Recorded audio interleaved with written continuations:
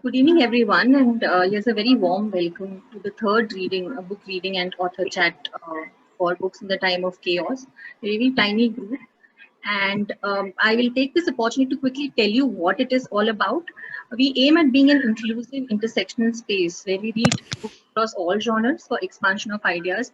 We believe reading about and learning each day is also just as important as speaking against injustice and oppression, if not more.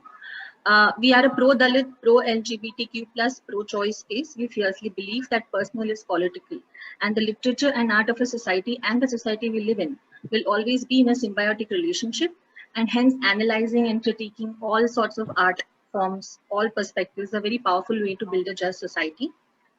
To handle the background today, we have my co-admins Vijay Lakshmi Harish, the author of Strangely Familiar Tales, which is a self-published anthology of feminist speculative fiction, and Purnima Arun, who is an artist, a reader, and a writer, and a literature graduate. She's also very passionate about mental health. The recording and all the technical aspects will be handled by one of our members, Mr. Ujwal Kumar. And he is also an avid reader and he's got a lot of questions about our freedoms as well. To moderate this session, we have our member Sonali Irpache, who is an avid reader and a law student at National Law University. Just tiny things before we move ahead, tiny pointers. This session will be recorded and put on YouTube. So I hope everyone here is okay. You will have to figure out if you'd like your videos to be on or your names to be displayed, etc. So, which is why I'm giving you this precursor. The audience can send in their questions to the Zoom chat window while the discussion is on, and either Vijaya or I or Purnima will be asking those questions in the last few minutes of this session. I'll hand over this to Sonali from here so that she can introduce us to the panel today.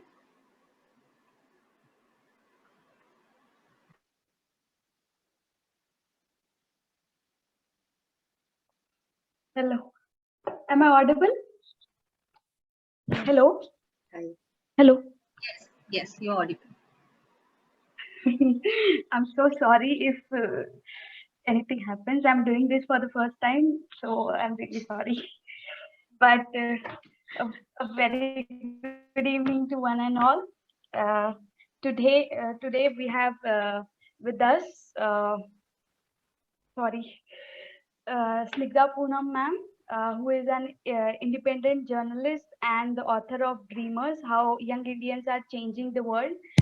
Dreamers is her first book, which won 2018's Crossword Book Award for nonfiction and was longlisted for 2019 for Pen America Literary Awards. We also have Karthika Nair ma'am, who is a poet, fabulous librettist, if I'm pronouncing that right, ma'am. In addition to being an author to award-winning book,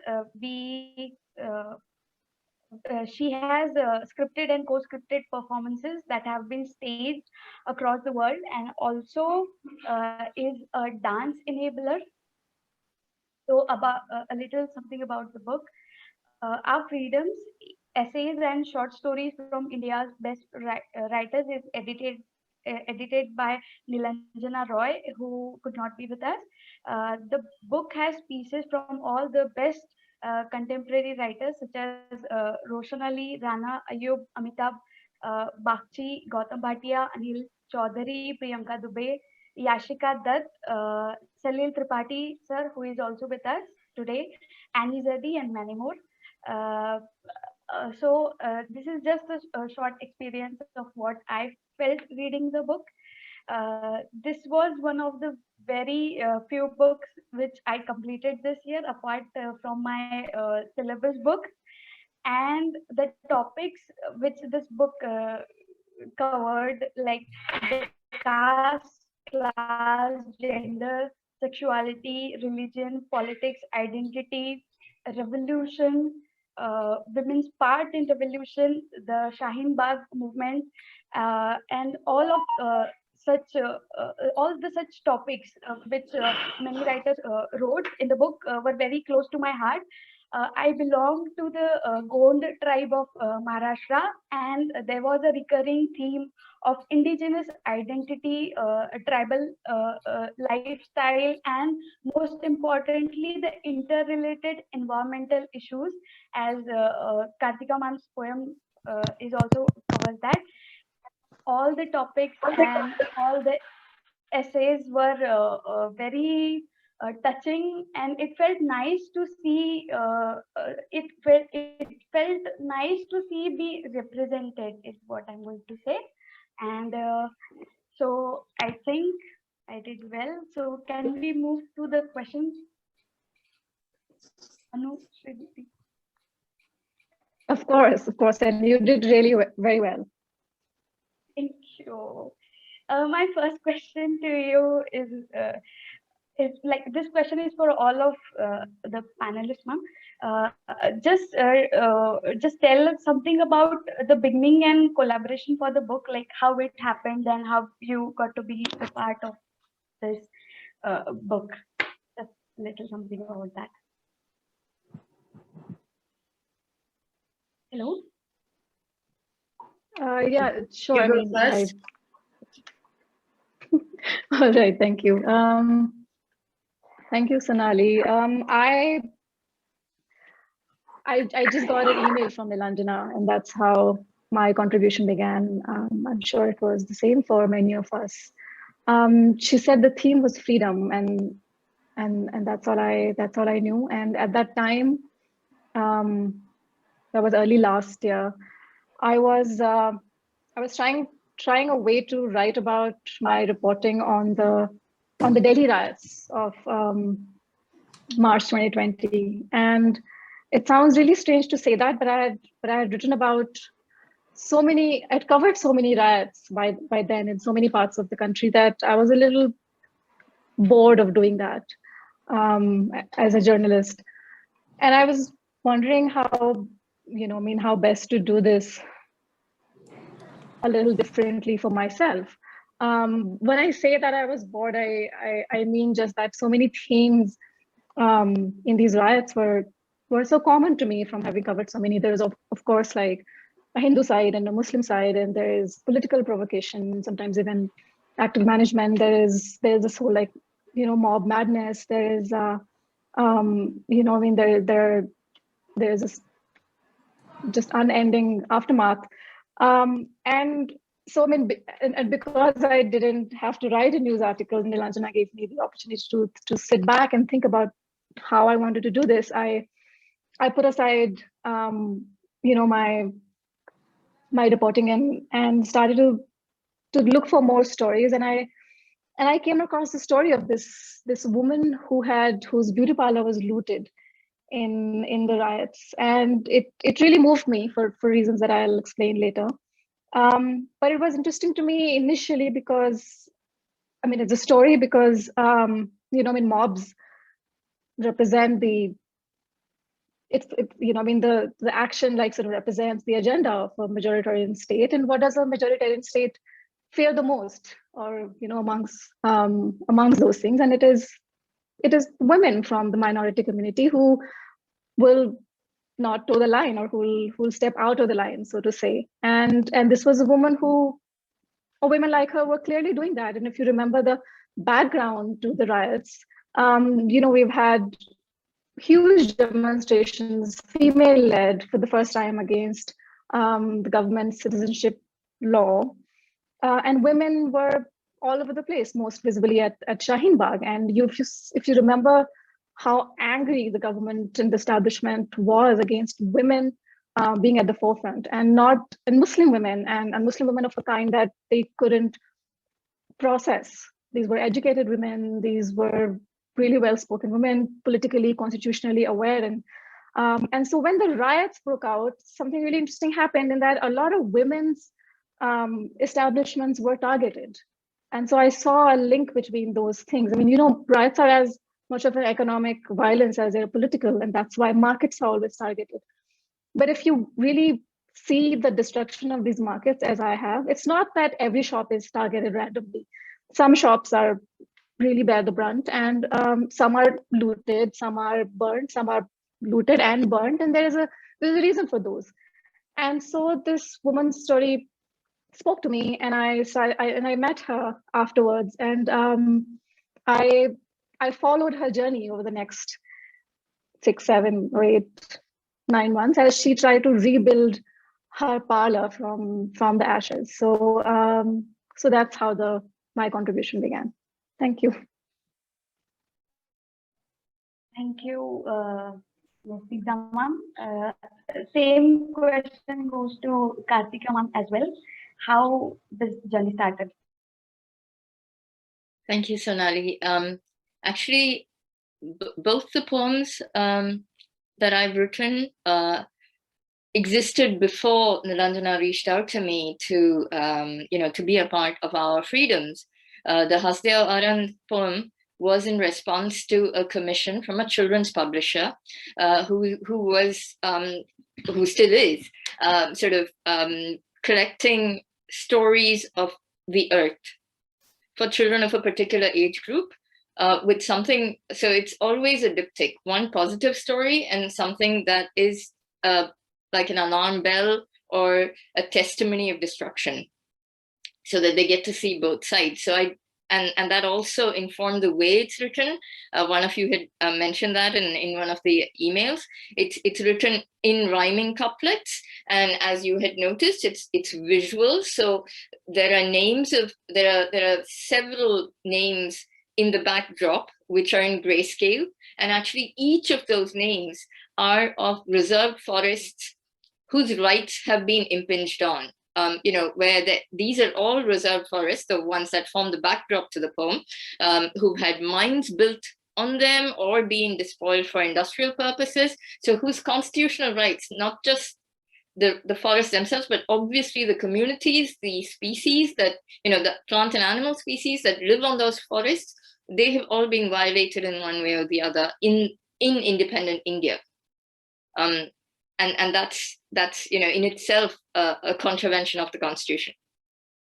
So this poem was written originally for this children's book, and the other poem, the Ghazal, was written just after the CAA protests. As you know, I don't live in India. Several friends, many of them whose voices are in the book, Raghu Karnad, Annie Zaidi, Nilanjana herself, were on the ground, were covering the protests, were trying to help with the survivors, with the riot, with the camps of the survivors and the victims. I wanted to protest, but I knew just how easy my allegiance was far away. So that seemed very important to me to also position, because it's really, really important to support a movement that is so integral to the very fabric of the country, which is so important to so many citizens, so many of my brethren, whether I'm Indian or not. But at the same time, whatever I wrote was from a position of safety, of comfort, of being far away, of not being physically attacked, while people who were bearing witness, who were protesting, were facing so much. So that seemed really important for me. And I was struggling with these questions when Salil Tripathi, who's also in the book, who's president of Pen Writers in Prison and is a human rights activist, who's, again, like I said, part of the book, Salil reached out to me, and Salil put me in touch with Sophia Karim, a visual artist who is in London and who had gotten permission from Tate Modern to have access to the Turbine Hall, which is this wonderful gallery space, for a protest movement where everybody could come and put work. So it was called Turbine Bagh in solidarity with Shaheen Bagh. Put work, and then there was this entire evening of performances, and as traces of that evening, people would carry away bags, paper bags, with the work, whether it was poetry, whether it was collage, whether it was visual art, with them as a sort of trace of that. So the ghazal was really written for that, and as it's mentioned in the poem itself, I am writing from far away. So it was a sort of it was an attempt to carry forward the voices that were coming from India. Thank you, ma'am. Second question is there is a lot of discourse around the word intersectionality, and the book, according to me, I think the book also has contributed a lot to this subject matter of intersectionality. So I would like to ask you, what according to you, what is your take on intersectionality between the caste, class, sexuality, and freedom? Am I audible? Yes, you are. Yes. So, Yes. so that was, sorry. So the intersectionality between the caste, class, gender, and freedom, according to you, like what do you think about it? Sure. May I take it? Yes, please. Okay. Thanks, Sonali. I think it's a really interesting question. I was thinking about it while writing my essay, and I don't look at caste in the essay, but I think the essay is very much based on the intersection of class, religion, gender, and freedom. Like I said, it's a story of a Muslim woman whose beauty parlor was looted in the riots, and her efforts over the rest of the year to build it. But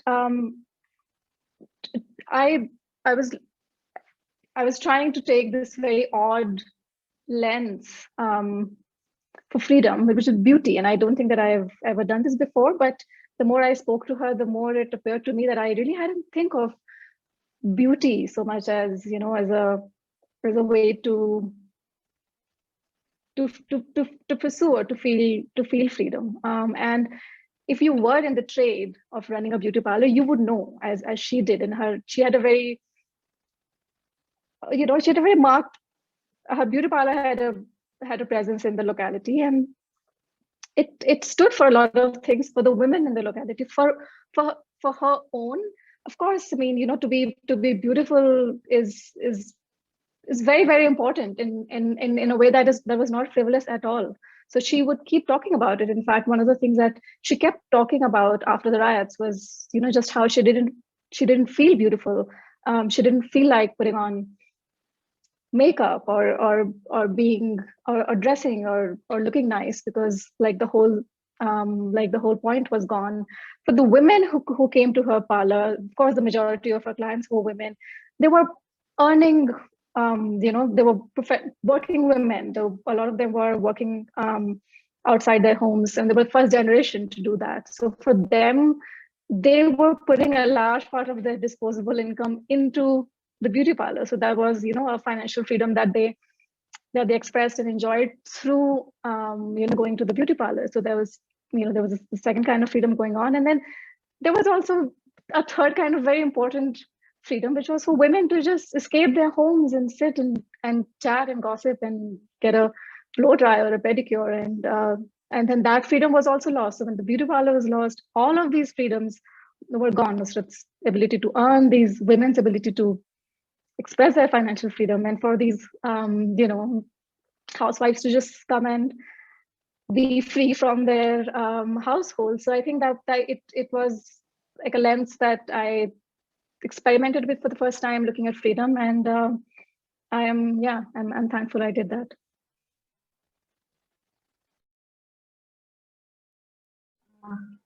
Karthika ma'am. Yeah, thank you so much, Snigdha, for reminding us that the right to be beautiful is also a freedom, and thank you for the question, Sonali. I think one of the singular things about the project of modern India is universal suffrage, and at the time it happened, it was just quite extraordinary, and it is a reminder for me that no freedom can be gained by holding another, whether that is another by religion, caste, gender, sexuality, community, location. No freedom can be gained by oppressing another. And the intersection of these freedoms is something that this book touches on in a very sort of incisive manner. It's something that we keep coming back to. And I think that often gets forgotten in the shadow of these giant words like progress and development, which are sort of, the new age mantras. And that's something with the poem about Hasdevar, and I did want to sort of go into, because no progress is worth it if it means dislocating an entire people, an entire species.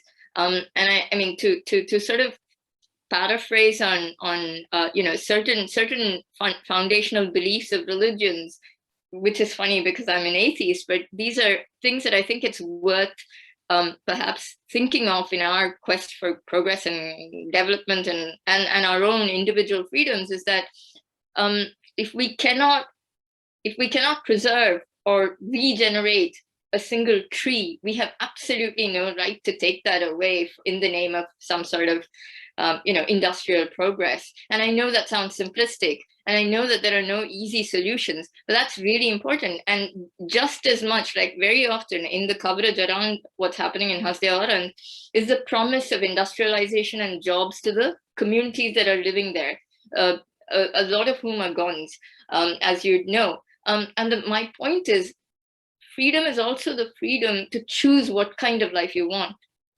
If there are people in the community who want industrialization, who want to go to towns, that is their choice. But if there are also people who, whatever our lenses are of this being a better life, or roads being more important than the freedom to live inside a certain ecosystem, all of those are valid. They need expression, they need protection. And that cannot be held hostage to any requirement for a putative development.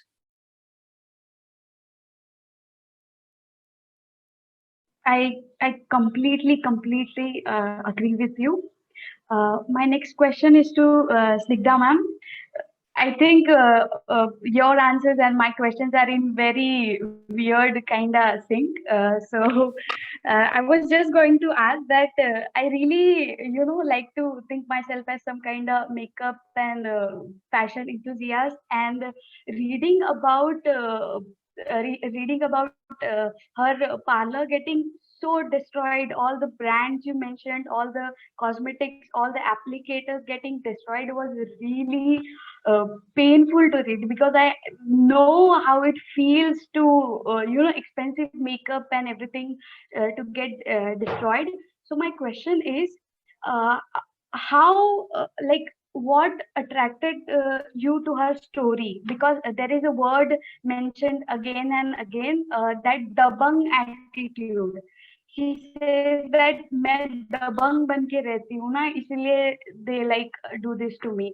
So my question to you is, what according to you, what attracted you to her story? The dabang attitude, or the consequences that followed due to that dabang attitude? No, there is that line that men are feared for such attitude, but women have to pay the price. So I would like to know about that quote, ma'am. If that makes sense. Yes, it totally does. I'm losing you all a little bit, so let me try with turning my video off. I want to thank Karthika first, and if I got her statement right, it was freedom is the right to choose what kind of freedom you want, right? And I'm totally going to repeat it every time someone asks me what's the definition of freedom. Coming back to Sonali, two things attracted me to her story. The first was, as you pointed out yourself, the mongness. I'm a big sucker for the fighting spirit.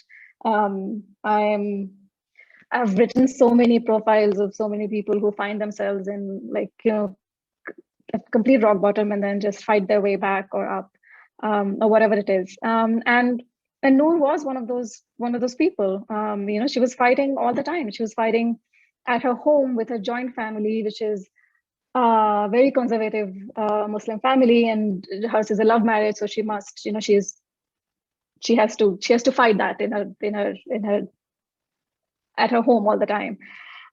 She fought constantly in the market where she had a shop with these men who were always trying to, grab her space, or, trying to, uh, I mean, yeah, not just encroach on her space, but also trying to like just dictate to her how she should run her business. Um, I mean, she would put out these big boards. They would over like shadow their own, and then there were these daily fights.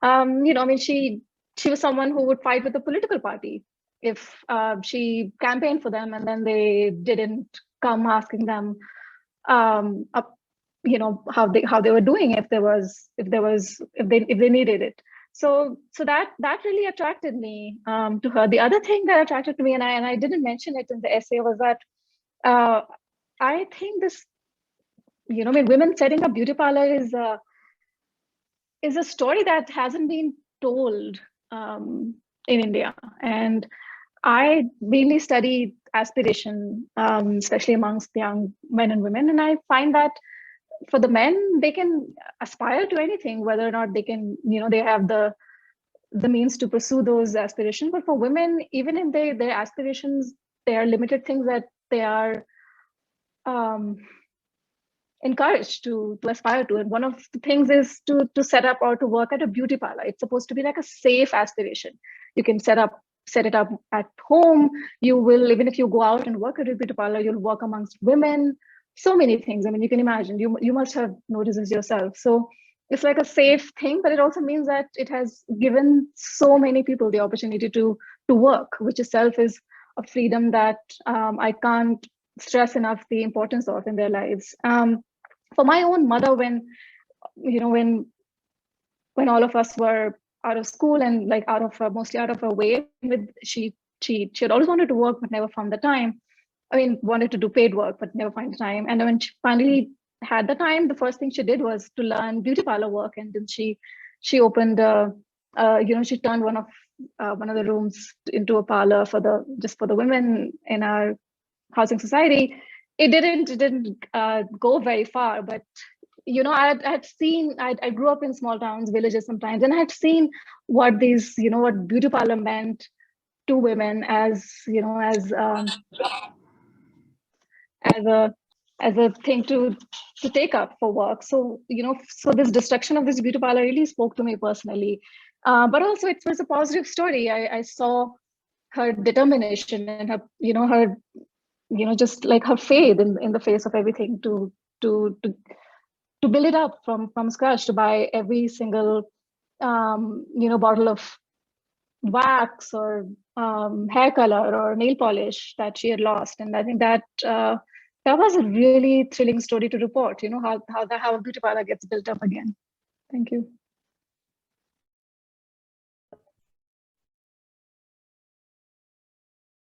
Yes.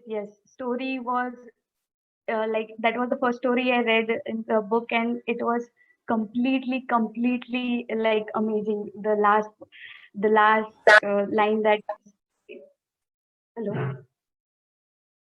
hello. Yes, we can hear. We can hear. Yeah. Oh, sorry. So the last part that's saying the compensation has arrived, and it was very beautiful.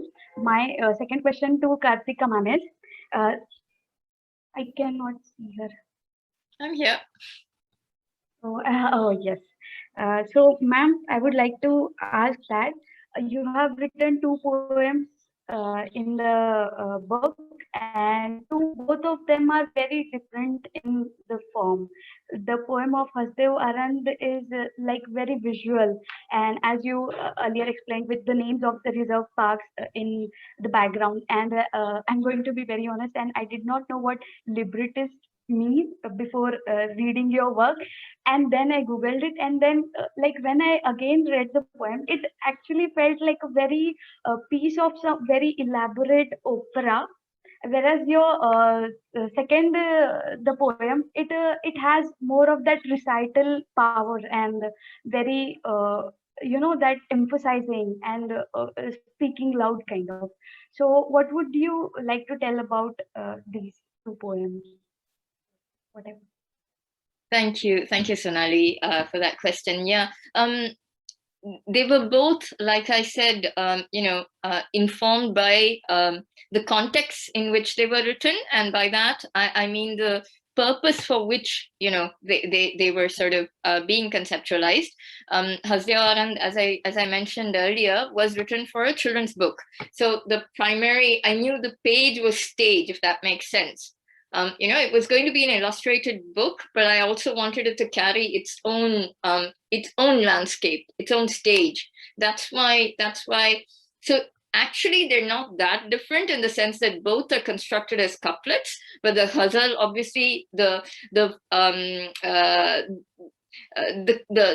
DNA is different because you've got the radif as the repetition, and you've got the kafia for the rhyme, so it's slightly different, but this is primarily for children, so I kept it as plain rhyming couplets. But the complexity comes from the visual element, which is in grayscale, and which is all those forests that you mentioned, the reserve forests. So there's they all belong to the same category, and they're all there as sort of hosts, if you'd like. That's why they're in grayscale, and they both open the poem and close the poem, and they come as visual reminders, which is silent, and that's why they're in gray. So they don't disturb the spoken pattern of the poem, what you're going to read, but they are part of the landscape. They sort of, they're there as visual reminders of what will happen if this keeps going on.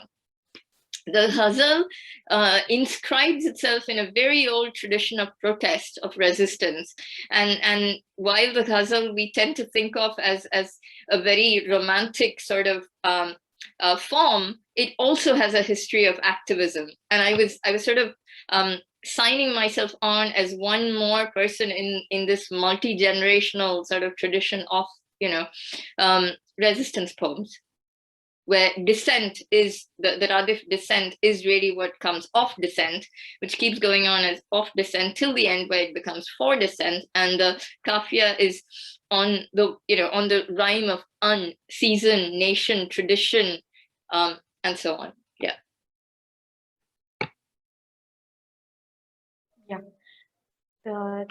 Thank you, ma'am. Second, I would like to ask you another question. Like in the beginning, you mentioned that you were not here physically when the riots were happening, when all the protest was taking place, but you needed to be there, and that's why you wanted to be close here. So my question is, recently we are hearing this term called internal matters. Like there is a lot of things saying that internal matters and others should not meddle and all. And as you said that you do not live here, you are an NRI. The poem of Hasdev Aran, which is very remote part of Chhattisgarh, which even the native people are not aware of. You being an NRI, you living out of the country, and you still writing about the environmental disaster that's taking place there. So, what do you think about this, the quote unquote internal matter, and the implications that they say that, oh, you cannot say about this is our internal matter? Environment is like when talked about this Hasdev Aran case. So, what do you think about that? If that makes That makes a lot of sense, and it's like you said, it is the easiest and most often reaction one finds very often. Let me just break that down. Bear with me. I may ramble, so please bear with me. 3 or 4 things at its simplest. Okay, this is what that accusation boils down to. If you see a person being mugged or murdered, that means you need to look away or you need to stand still because it's not happening to you. So you have no right to complain or bear witness. I think we all need to think about that and what that would imply in that context. And so in that context, in the context of Hasdev Aran, in the context of CAA, what matters is not who I am. It's not whether I'm Gond or not, Indian or not, Martian or an elephant. It's not the who I am for me that matters. It's what I do or not do. And in this context, I chose to bear witness as best as I could. It is a very poor best because I'm not there. So, all the information is collated at a distance, or it is from speaking to, in the case of CAA and the protests and the pogroms, it is in the context of what happened from people who were there, from people who, were themselves direct witness, etc. So I'm sort of very clear that I'm not there, and I'm not the first person. I'm not bearing the brunt of it on my person or my immediate effects. But if I don't use the immense privilege I have of having some sort of a voice, which is something that maybe many people in Hasdyawaran don't, in terms of where they can be heard, and if I don't use that modicum of voice I have, I don't know what kind of a citizen I would be. And for that, I don't need to be a citizen of India or France or anywhere. It's a question of being part of humanity. And it goes back to John Donne. It goes back to No Man is an Island. Because these are not, because it happens in India does not mean that it's not relevant to the rest of the world. Because it happens in Hasdyawaran does not mean it's not relevant to me living in a city or not being in danger of being evicted. I could go on, but I'll stop there. No, ma'am. But yes. Next question to Snigdha, ma'am. I would like to ask that in the book, one instance, Noor takes out her AAP membership card and says that अगर मैं BJP में चली गई होती तो मतलब नहीं होता जो हुआ, and like that. So my question is that as we can see in time that all of the parties have failed its citizens completely. Be it AAP was seen as its progressive counterpart and doing this and that, but we all know what happened. So my question to you is, what would you like to advise the common masses who have certain expectations while choosing their political, leanings or ideologies when it comes to the party? So what would you like to say about that?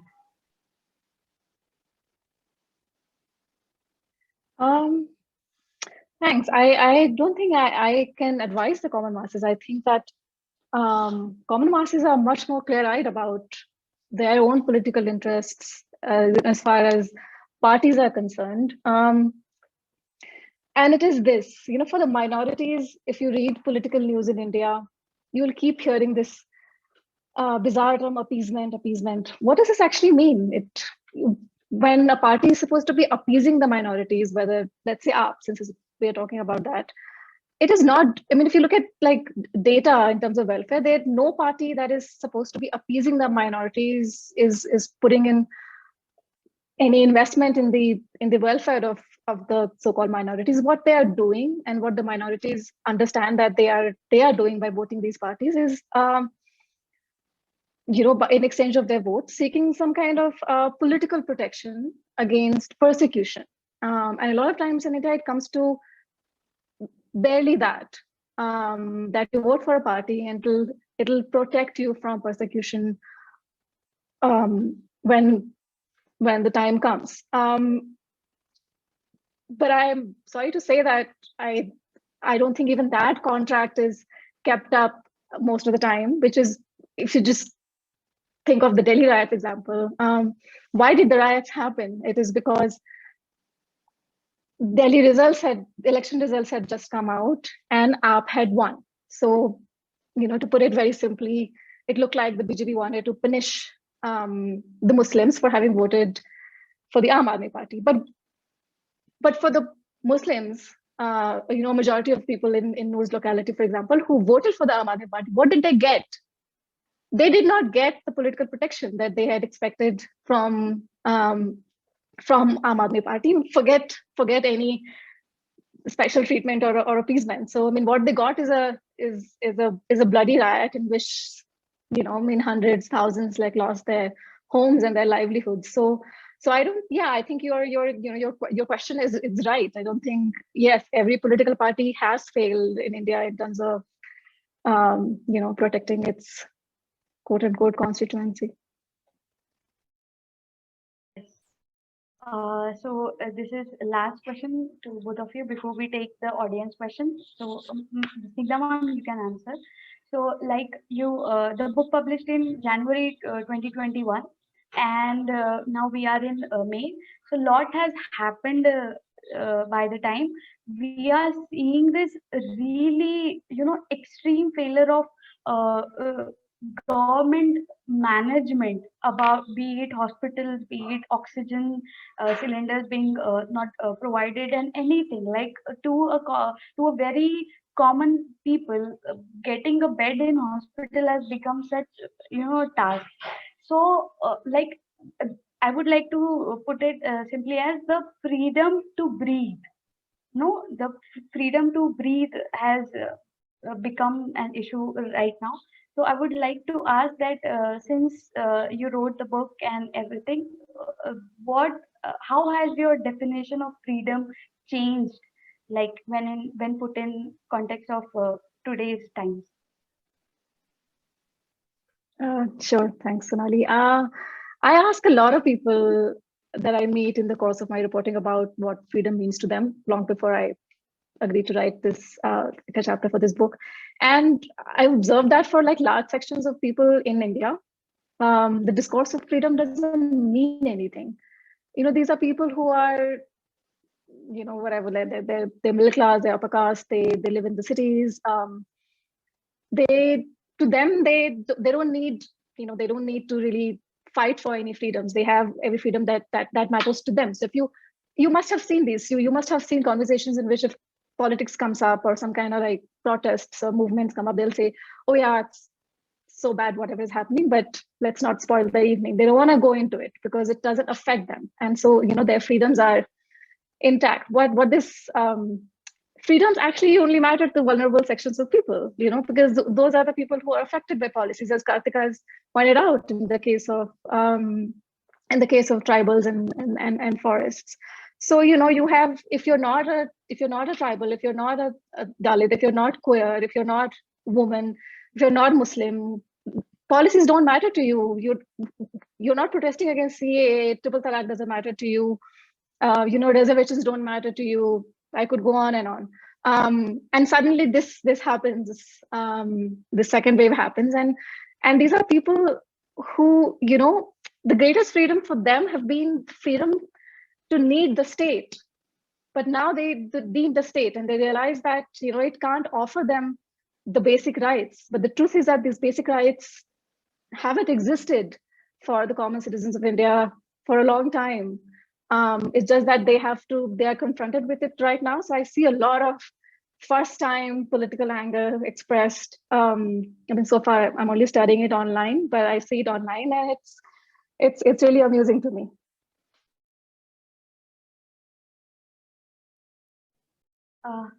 Same question to you, Karthika ma'am. Your definition of freedom, what was earlier, and has it changed, and if, like, how it has changed when seen in the contemporary time?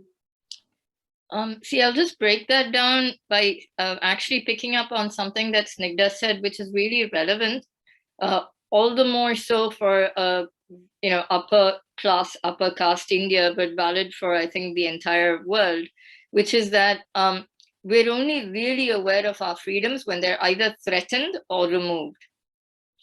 And that's why most often the statements we hear from in today's India about caste is a thing of the past tends to come, those statements tend to come from upper caste Hindus who haven't really had to deal with the caste issue. So yeah, they don't see it because they don't live with it. And it's the same for every other kind of freedom or security. What I have noticed across the last year, and I think it's not anodyne, that the pandemic has actually been a fantastic weapon for every authoritarian state. And for and this is where it gets frightening, even for democracies, even for like the most seemingly healthy democracies, because for reasons right and wrong, several freedoms have been abrogated, some of them for absolutely necessary reasons, like the freedom to assemble. Yes, that's a real present danger in times of a pandemic. But associated freedoms have been chipped at. and vanish because we are so overcome by fear and by very natural, concerns, everyday concerns of staying safe, etc. We're not noticing what's going on. And freedom is a continuous act of, it's a constant engagement. No government, maybe I'm a cynic, but I don't think any government sort of doles out freedom or assures its continuity. It is really a civil society act to constantly assure that these freedoms are sustained. And a pandemic, unfortunately, is a time when our attention is diverted. And if you look across the world, you're going to find that citizens' freedoms are in ways that are obvious and not so obvious, being eroded. For instance, in France, there have been changes made to refugee laws, which went almost unobserved. Why? Because we're all in a state of ferment and anxiety, and the associations that usually stand up for refugee rights don't have as much space or as many platforms on electronic and print media to keep raising their voices. Sorry, that's a bit of a sideways, it's a bit of a tangential response, but yeah. Ma'am, it definitely made sense. Like, people are in constant state of frenzy, and government is definitely not doing anything to help it, and like all. So now we are opening a question for the audience. So with Vijaya Lakshmi Didi, can you?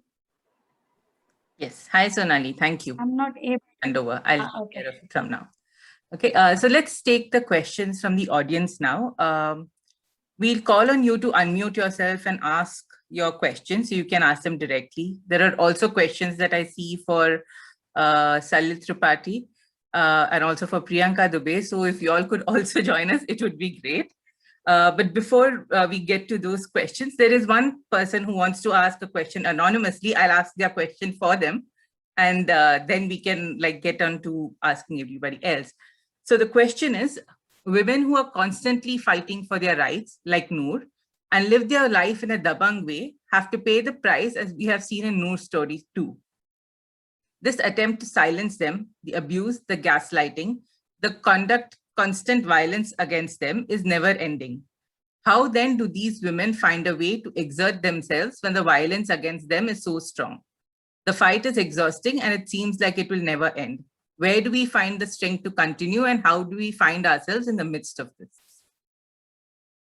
Karthika ma'am, would you like to start?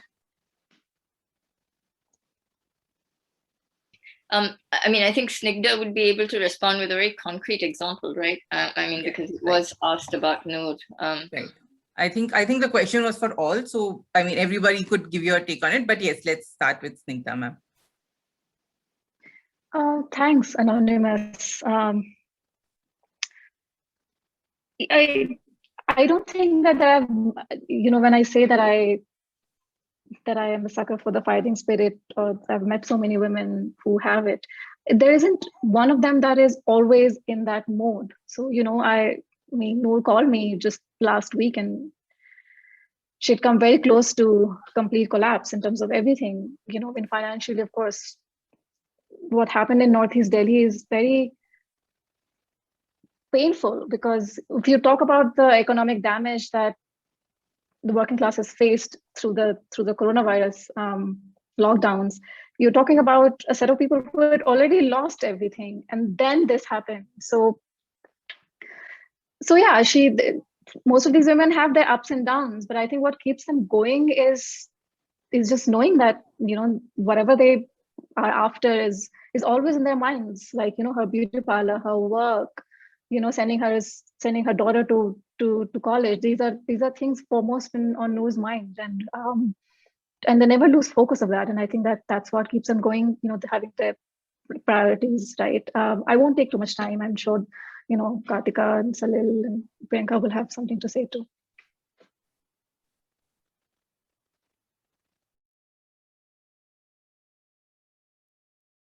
Karthika ma'am, would you like to comment as well? Well, it's wrenching what Snigdha just said about being reduced to the point of collapse, because what's hit hardest is one's ability to hold oneself together economically, and it's with the pandemic it becomes so much more obvious. But even before that, with the riots, etc., and as she pointed out even earlier, there's a reason marketplaces are targeted, for instance. I think the thing I have to say is we shouldn't, and it's it's sort of easy to say in an abstract again, but it's just as a reminder to myself to all the time that we need to resist long before it comes to that.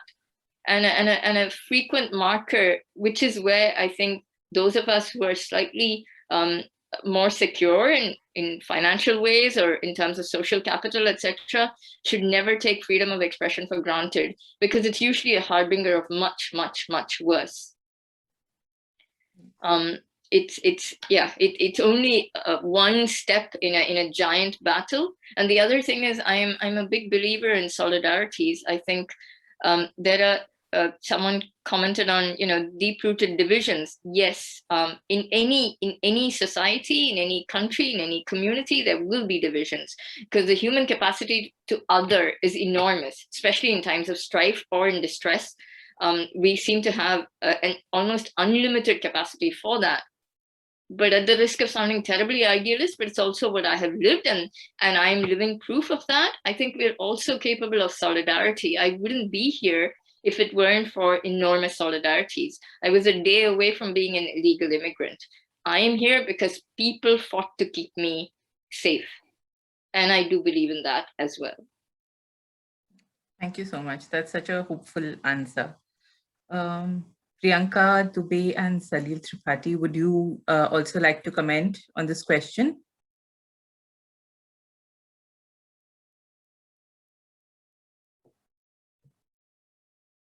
Okay, I guess not. Right, I think now we can have people asking their own questions. I believe Sandhya had a question for Salil Tripathi. Sandhya, would you like to unmute yourself and ask? Yeah, sure. So I have a specific question since Salil Tripathi, sorry, he has written his essay on the emergency. My question is specifically that the kind of situation that's there in the country right now, it's very reminiscent of the time when the emergency was, declared, and the kind of, the jail, people would be jailed for minor things, or there was no dissent permitted. What do you think? What are the odds that this happens in the current scenario? And the worry especially is that the social media wasn't so huge then. And now everybody knows what's happening. It's not so simple to, you can't protect people from the knowledge of what's happening. Mental health issues are going sky high. It's not just those who are directly involved who are getting affected. So what do you think would be the scenario if that happens? Hope not doesn't happen. Yeah, first of all, thank you for letting me come in, and fascinating to hear both Karthika and Snigdha. Agree with a lot of what they've been saying about this. It's very hard to compare circumstances, even within the same country, across generations. So I find it very hard. People say this is the second emergency, or this is not the second emergency. I find it very hard to come down one way or the other, because parts of it do seem like the emergency, but parts of it do not, because emergency was a one direct blow, and in one night, most of the opposition leaders were arrested, and over the entire period, about something like 100,000 or 200,000 people were arrested. Compared to that, the numbers may be smaller now, but the laws used are graver. The securities and protections that were built into the constitution after the emergency have eroded significantly, and which is why you have people being kept in jail for months and even years and even sometimes shackled, you know. I mean, you read what's happening to Siddhi Kappan and read what has happened to Vara Vara Rao earlier. I mean, it's appalling. And, you know, emergency, we have to scratch our heads to hear about one Rajan and one Snehalata Reddy and one Lawrence Fernandez. But I mean, this Bhima Koregaon case itself shows that there are dozens of names like that. So, and there is an impunity which is built in with the social media, that maybe there were lots of people who were supporting the emergency in 1975, but they didn't have a forum to disseminate. And while you're right that it's possible to know more and share more information, it's also possible to spread misinformation. I don't want to call it hate speech, because hate speech is an extremely complicated subject. Because in India, hate speech is understood to mean the speech that you hate and not necessarily what is hate speech. So I don't want to get into that debate. But I think it's entirely possible that you get into a situation where completely fabricated stories are projected. And minor examples, you know, about whether or not Rahul Gandhi said that potato can be turned into gold. It's a silly little video where if you see the full video, you know that he's actually making fun of Mr. Modi. Right. But it's clipped in such a way that you think that Rahul is saying that you can turn aloo into sona. And you know, it's a battle you cannot win because it's repeated again and again, almost in Goebbelsian manner. So what I would suggest is we go back to, and this builds on what Karthika was saying earlier, that what Umberto Eco writes in a 1995 essay in the New York Review of Books called The Rise of Ur-Fascism. And what he talks, he grew up in the Second World War. And, you know, he was a young Italian, young fascist actually.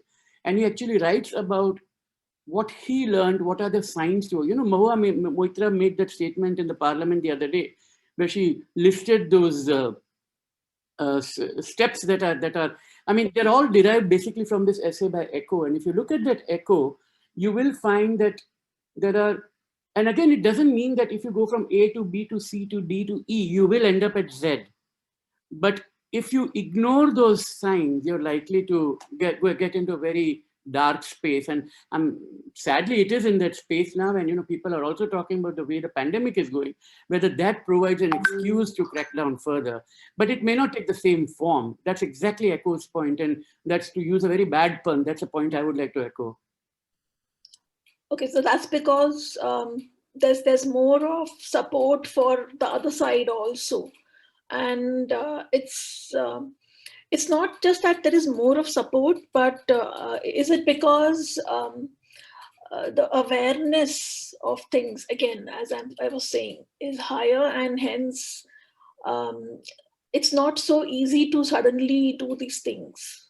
Is that the reason, or what do you think it is? No, I think there is awareness on both sides, and there is greater means of dissemination on both sides. It's just that those who are able to shout louder are able to command the space that they have, because whether it is, I mean, print media has almost become insignificant these days. It's the audiovisual and broadcast media that takes more space.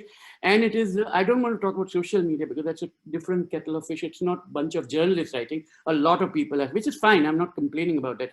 But the real opposition is today coming from stand-up comedians on one hand, or it's coming from Wire and Article 14 and you know, Khabar Lahriya and you know, the Pari Network and Scroll and places like that. So it's a completely different, and which has probably a great virtual echo chamber around it. But it's not something that's visible. Like, you know, when I remember when Janata Party came to power in 1977, I was a student in Bombay then, and you saw people reading Indian Express with great eagerness. You know, you don't see, it's not visible, you're not able to visualize it. Yeah.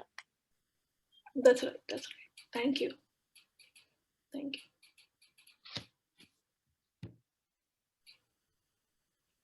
Thank you for your question, Sandhya. I think Ujjwal had quite a few questions. I had a question for Salil, actually. If it, yeah, please go ahead. I have a second. Please go ahead.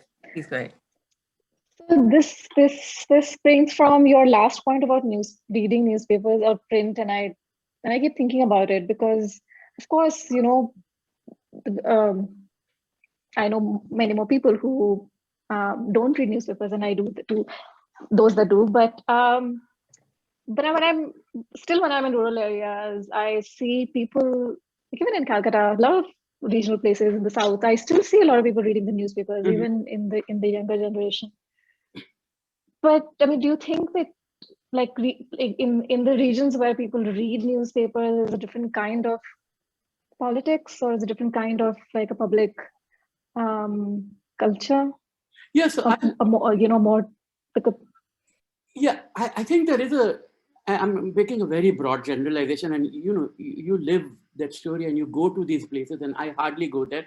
The only state that I've traveled with where I can say with some authority that I know the place a little bit is Gujarat, because of the book that I'm writing right now.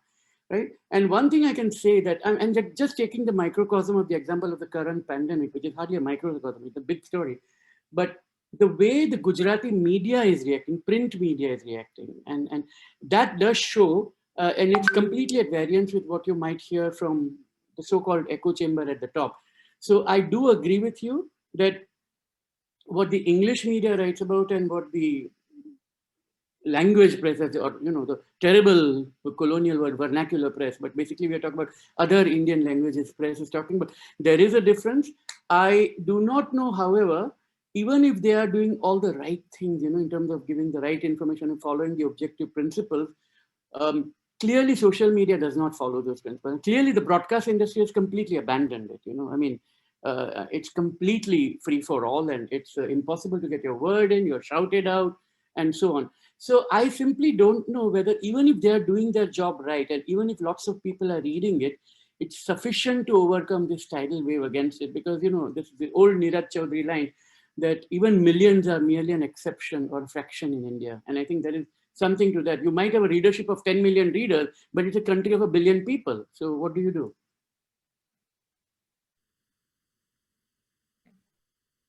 Thank you, Snigdha ma'am, for the question, and Salil sir for the answer.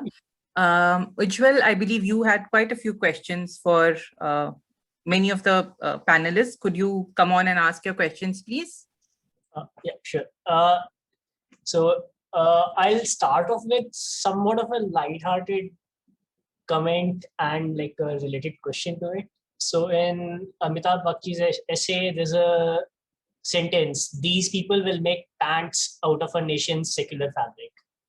And the moment I read that, the first word that came to mind was chaddis, and so it's like, was this? I'm pretty sure that the author wanted to write chaddis, but either in the editorial process, or maybe it was self-censorship. No. I'll let me clarify one thing, because I didn't know about it, but Snigdha and I were on a panel with Amitabh about a few months ago when the book came out. And Amitabh actually clarified that he wrote this story in the 80s or early 90s. All right. At that time, it was okay to talk about chaddis the way you wanted. I don't think there was. And Nilanjana would be the last person in the world to censor anything. No, so so it's not necessarily in terms of self-censorship in that sense, but more in terms of, given that these stories, these essays are all very tackling very serious subject matter. I'm pretty I was just wondering, if there were other instances of stuff, maybe not exactly like this, but something like this, where you might want to make some comment or something, some light-hearted comment, maybe to I don't know, normalize the conversation that's taking place, and whether there were instances of that in your writing, in any of your writings in the book, where you wanted to. So, for instance, Salil Tripathi just made that. I think it was an excellent pun, but these sort of moments of light-hearted laughter, I think sometimes can be missing, but they can also be inappropriate in certain circumstances. I was just wondering if anything like that happened during the writing process. I mean, in my case, I write what comes to my mind and what makes the point clearly and simply. And if it's sometimes obliqueness helps, sometimes direct. I don't like to be very direct. That is true. I do like to use allusions, and where humor has a place, I certainly like using it, but it doesn't mean the subject is light. But every writer approaches it differently. And some people, and Snigdha's piece is a very good example of pure reportage, which still makes you feel extremely outraged because of the sheer injustice that the woman goes through. And, she doesn't, harangue you to have those emotions, but it's just the way she puts across the story. You feel that anger, and it's entirely appropriate that the book starts with that essay.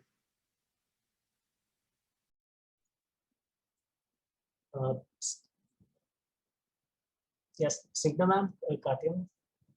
Yes, I think you're right in asking that. And yes, I look at things humorously all the time. And I've left a lot of jokes in my own essay. And yeah, I had a lot of laughs reporting it and even writing about it at moments. I remember one now. I think it was that, when Noor and I were making rounds after rounds of these government offices, in trying to identify the person to whom we were supposed to appeal for her compensation.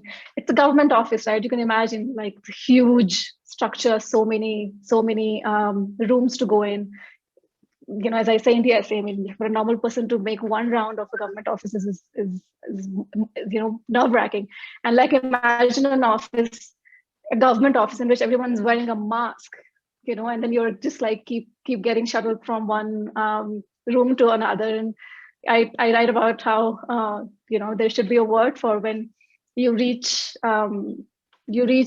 you find a person and they direct you to another person, and then they direct you to another person, then you keep going, and the last person you meet sends you back to the first person, and you stand in front of the first person. He looks at you as if, why are you wasting my time when you should have handed me the file the first time? And I say that this has happened to me in Sarkari offices so many times. I say that there should be a word for that moment.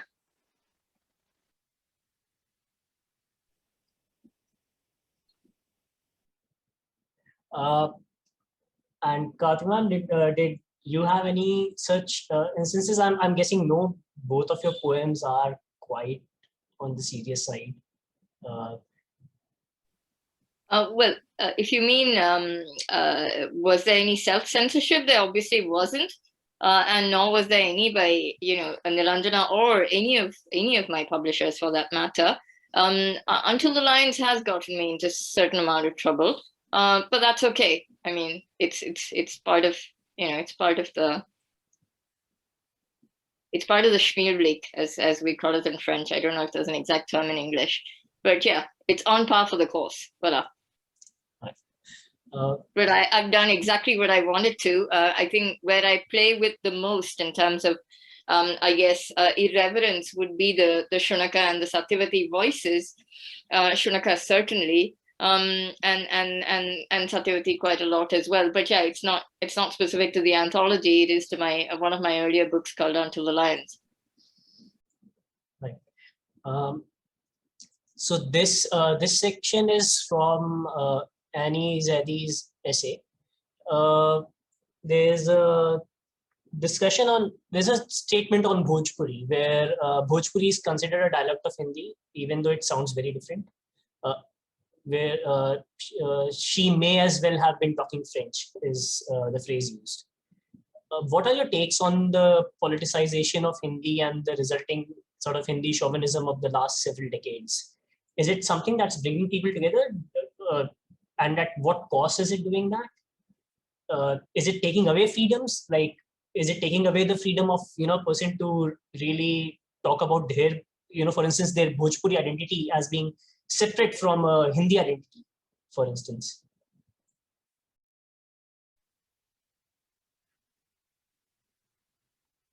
So very quickly, while others might contribute, just two minor points. One is that somebody had said it. I can't remember who right now. That a dialect is nothing but a language without an army. And I think it's worth bearing that in mind, that when we dismiss languages as dialects, they have very rich cultures, very rich languages, and to subsume them in one is a bit like appropriating, just as I mean, Hindi is trying to appropriate all these other dialects, just as Hinduism is trying to appropriate divinities in other religions, making Buddha an avatar of Hinduism and all that. It's all part of that game. And yes, there is a political project behind it. And yes, it is divisive, and no, its implications will be terrible. I mean, and in 1960s, and late 50s, in Tamil Nadu, there was a Dravid movement, and we have to think very carefully about what the implications would be for India if, vegetarianism, Hindi language, and certain kind of elite upper caste Hindu culture are imposed on the majority of the people. What the long-term consequences are, I mean, is it won't be very pleasant. Let me leave it at that. Yeah. Yes, if I can chip in my halfpenny's worth, language is as much a political marker as religion or geography or community or caste. And it can become as much of a monolith. Ask Bangladesh as to how integral it can be to a nation's identity, a community's identity, and how dangerous it is to sort of wield that. If I remember right, so it's been many, many years since I graduated, but in the mid-90s, when I did my sociology courses, I remember reading that I think in India, we have at least 100 languages which are spoken by more than, if I'm not mistaken, 100,000 people. There are countries where that's a population. And Debasi Dasgupta in the Outlook did a series of articles which I found extremely insightful and interesting about the erasure of a number of languages, especially languages which don't necessarily have a script, and how they are being co-opted into this majoritarian language project. They were available online, at least a couple of years ago. So I think you should be able to find them. Yeah, and the other great resource, Karthika, is of course Ganesh Devi's work, who has been doing stupendous work with Bhasha Foundation, somewhere near Baroda. They are based in Gujarat, and now of course he lives in Karnataka. But I think they've done enormous amount of work in documenting and documenting languages that are assumed to be spoken by only a minuscule minority. Yeah. Thank you both for those references. I'll definitely look those up. All right. Just one last question. We take if anybody else doesn't have any question. This has come as an anon question to me. Okay. So the question basically is, when you see stories happening around you, you're there, you're present, you're sharing that pain with them, or you're simply writing about them. Does it impact your mental health? And how do you tackle the mental health question here? Because I'm sure there's a lot of pain, and with COVID, we know that pain has gone beyond measure at this point, and there's so much death and negativity happening around. So how do you tackle when you write these stories? How do you take it out? Do you feel aggressive sometimes, and does that come out in your stories? And do you have to hold it back?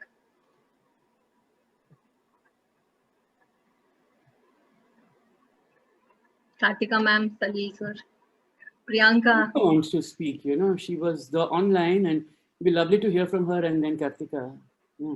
Oh, I think Snigdha left a couple of minutes back. Priyanka, I know Snigdha has left, but Priyanka. Oh yeah, Priyanka.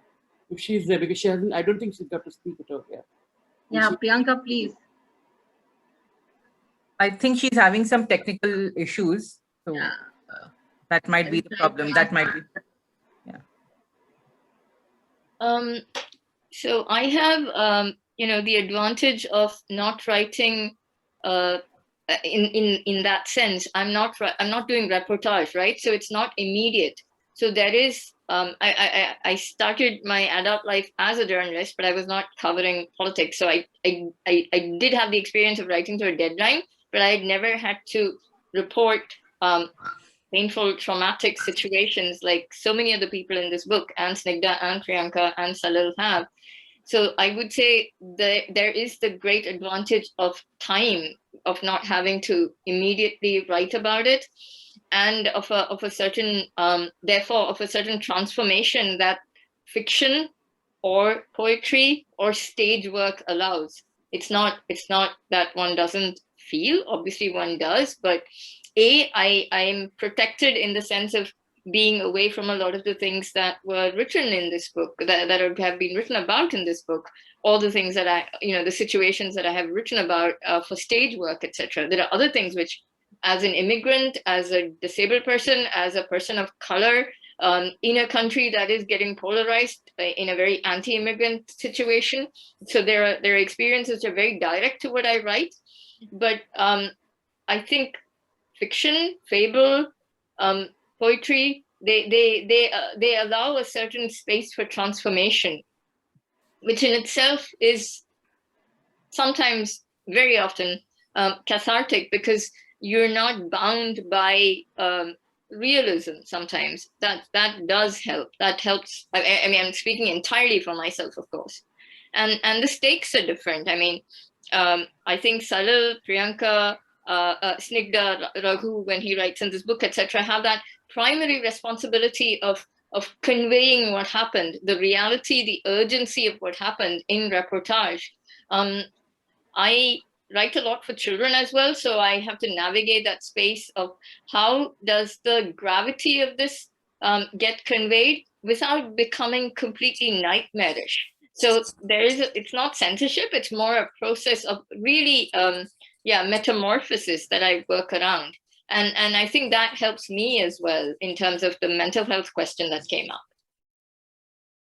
Yeah, no, it's a very fascinating question, and it's very hard to distance yourself. And I'll give 2 or 3 data points, and you can connect them and link them up and see if they make sense, because I don't have a clear response to that. One is, there was a book by a British American journalist called Edward Bear, and it was called Anyone Here Been Raped and Speaks English? And this was a callous remark that he heard during a civil war in Africa, where he saw all these women, in great pain, and some journalists wanted an interview. So he just very loudly and callously, anyone here been raped and speaks English? So there's that certain kind of callousness a lot of reporters cultivate, because if they do get involved and engage with the story, they simply cannot function. That's the thinking behind it. And it became the title of Edward Bear's memoir on journalism. The other interesting thing is that you might remember, some of you would remember that Satanic Verses was hugely controversial, and there was riot against it in Bombay when I was a young reporter for India Today. And I saw the police shoot rioters and fall off, and a couple of them died in front of me. And I was with my photographer friend Namas Bhojani of India Today, and he was taking pictures. And later at night, we were both quite traumatized by what we had seen. And I said, how do you do this? Because he had covered riots before. And he said, Salil, when I have the lens in front of me, I just start shooting and I'm on autopilot, and the lens, I feel I'm watching a movie. I don't feel I'm there. So a lot of reporters and photographers and photojournalists tend to distance themselves in this manner. But it is very hard. And it is very hard in this manner that I wrote a book on Bangladesh, and I interviewed about 30 women who were systematically and continuously raped during the war. And I was interviewing them 40 years later, 30 years after, almost 40 years after the war. And they were telling me what happened very matter of factly. They told these stories before to people, and I did it over 2 days. And the interesting thing was that some broke down, some were, very cynical about it, that why are we doing this kind of a thing? And some were actually, at the end of it all, of course, was that I couldn't take it anymore. And I needed time off from a very sharp, tightly structured trip about how to go about it. So it is very important this is a message to all reporters who do this kind of stories, to be kind to yourself. And I think someone was saying something in the chat about doctors. Oh my gosh, the doctors and nurses and refugee workers and trauma workers, they have it much, much more than I've worked with a human rights organization where people have constantly spoken to people. And I do share their pain, but the pain that is felt by the humanitarian workers is far, far more. And the final thing I would suggest is a novel by Michael Ignatieff called Charlie Johnson in the Flames, which is indeed about this very hardened, cynical journalist in the Balkans who kind of keeps himself away. And then in the end, he goes to protect somebody who's burning in a building. And I won't tell you the end because it's quite a fascinating, and it shows the humanization of the reporter. Yeah.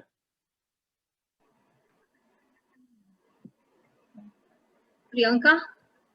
No, she just messaged that she's having some major technical issues. So I thought she finally unmuted herself, so probably she can.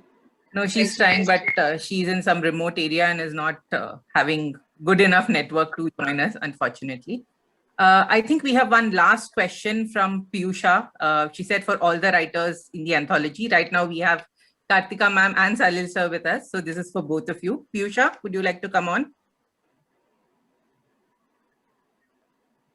Yeah, thank you for doing this chat firstly, and for all the writers for joining and sharing their thoughts on this. This is one of the most incisive and fearless book that I've read in recent times. So my question is basically because on fear, because no matter what you say, especially on social media, it's taken in a very negative sense. Journalists are being arrested over tweets. There are people, trolled mercilessly. The moment you speak up, women are given rape threats. If it's a man who's speaking up, then their family is threatened. So when you were writing such fearless stuff, what was your experience of writing it? Did you have any fears while writing it, and how did you overcome them, if you had any?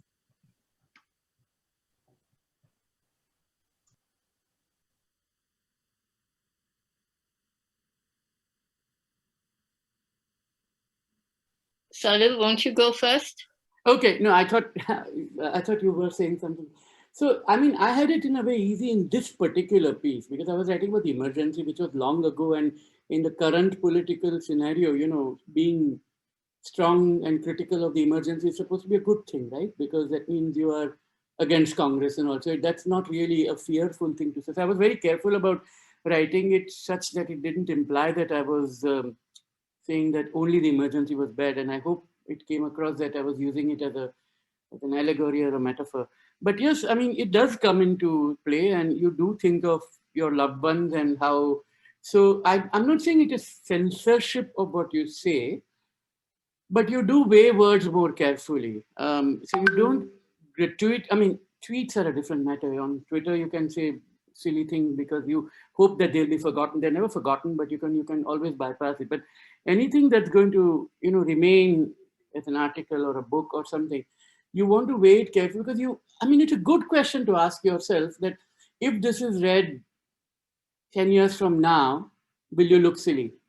Or will it have had any implication? Now, that doesn't mean you stop short of saying what you ought to say. I think you should still say, because ultimately you want to sleep comfortably at night, and that, and not that you swallowed your word. You don't want to do that.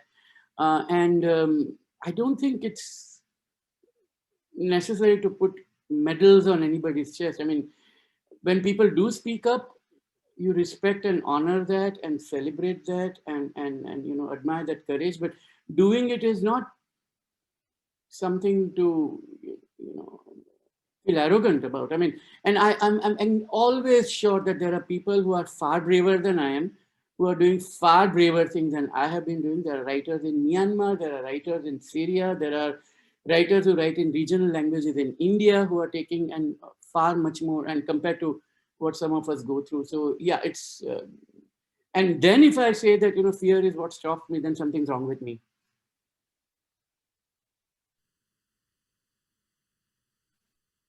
So unlike, Salil and so many of the writers in this book, I'm not writing things that on an everyday basis are met with opposition or criticism. And I'm not on social media, which gives me enormous peace of mind, which maybe means that I miss out on the pulse of things. But I can live with that. But I also know it's a safety mechanism. I'm not brave enough, like Salil, to go out and face the trolls. I've seen him do it because there was an age when, there was a time when I was on social media, and I have to say, I am so admirative of the poise with which he handles this, with a mixture of humor, but never sort of conceding what should not be conceded, but also, open to the other perspective when it's not an insult, for instance. So Salil, hats off to you for that. And to so many of the writers in the anthology and other writers. And as Salil said, but it's so much more true for me than for him that I'm, not being threatened at all.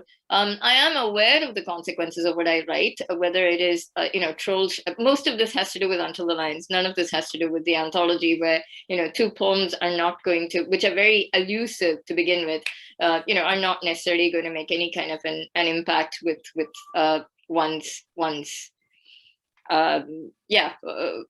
sort of maybe sensitive readership, if not already biased readership. But with Until the Lions, yes, there are interview sites that were shut down, etc. On par for the course. It's harder for the journals or the platforms that were hosting me than for me. I am aware of the fact that we are in a time when everything is noticed too, and things have consequences.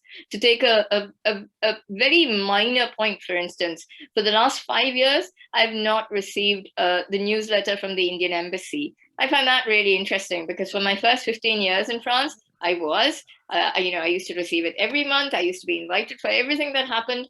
And it isn't because my status changed. I haven't been Indian for the last 13 years. I'm not even an NRI, I'm an OCI holder. And I have to admit, the times that I really ask myself if something is going to happen is at immigration, when I'm arriving in India or when I'm leaving India. Those are moments when, however secure you have, you do feel a twinge of discomfort because you can so easily, especially in the current, climate, be refused entry or exit for that matter, as has happened to so many people. But it's infrequent enough for it not to impinge on what I write, mostly because I have fantastic publishers and editors. Thank you, Karthika ma'am. Thank you, Salil sir. I think we are way over time now. We are almost half an hour over what we were supposed to end at. So I think we'll close the session now. Thank you so much, Karthika ma'am, Salil sir, Snigdha ma'am, Priyanka, all of you for joining us. This is really, really lovely, very insightful, and we really appreciate that you gave us so much of your time. Thank you, Sonali, for hosting it so well for us. Thank you so much. And thank you to Ujjwal, to Piyusha, everyone, Purnima, everyone who's helped us with the technical stuff on the backside. Thank you to Anushri, obviously, for being such an awesome admin for ByTalk.